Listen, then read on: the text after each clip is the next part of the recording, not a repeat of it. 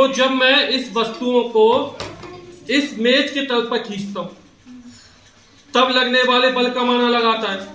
जब इसकी सतह पर खींचता हूं तब लगने वाले बल का मान बदल जाता है। जब फर्श पर खींचता हूं या खुरदरी सतह पर खींचता हूं तो लगने वाले बल का मान बदल रहा है ना।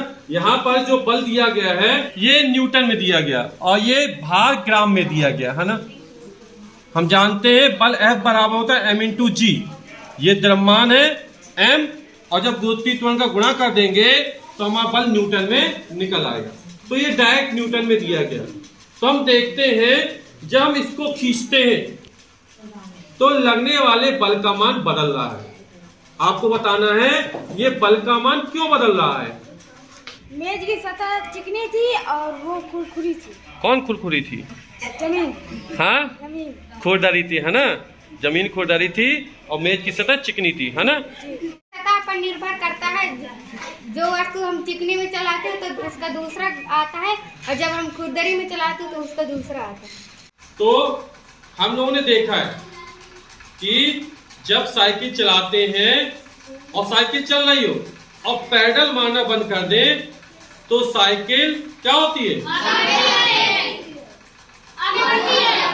आगे बढ़ती और बढ़ती रहती है, रुक जाती है ना।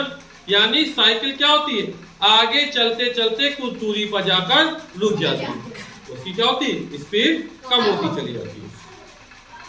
अब हमने ये भी देखा है कि जब सड़क चिकनी होती है तो हम कम बल लगाते हैं ना और सतह ऊपर का खुरदरी तो कैसे लगाना पड़ता है?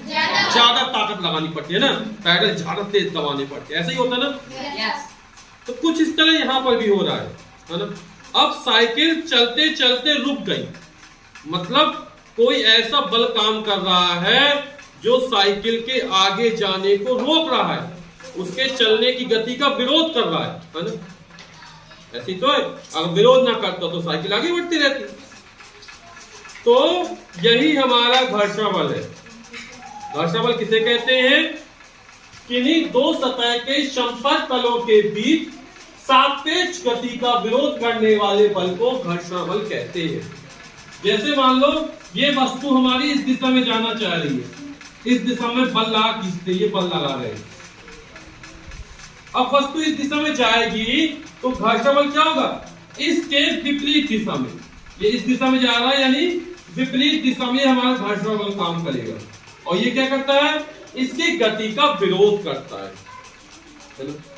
और का जब दो वस्तुएं संपर्क तल पे आती, हमने देखा कि जब खींच रहे थे मेज की चिकनी सतह पर तो हम कम बल लगा खींच रहे थे, लेकिन जब हमने गत्ते के टुकड़े की सतह ली, ये खुरदरी सतह थी, तो हम देख रहे थे लगने वाले बल का मान बदल गया, पहले से ज्यादा हो गया। और जब हम चिकने फर्श पे खींच रहे थे तब कम लग रहा था बल, और जब खुरदरे सतह पे खींचा तो लगने वाला बल ज्यादा हो गया। यानी ये जो बल लग रहा है घर्षण बल, वो क्या हो रहा है? सतहों के चिकनेपन और खुरदरेपन पर निर्भर कर रहा है। वो पृष्ठ की प्रकृति कैसी है और पदार्थ किस प्रकृति का है, इस पर भी निर्भर करता है। अब हम ऐसा करते कि फर्श पे पानी डाल देते और फिर हम खींचते तो लगने वाले बल का मान क्या होता?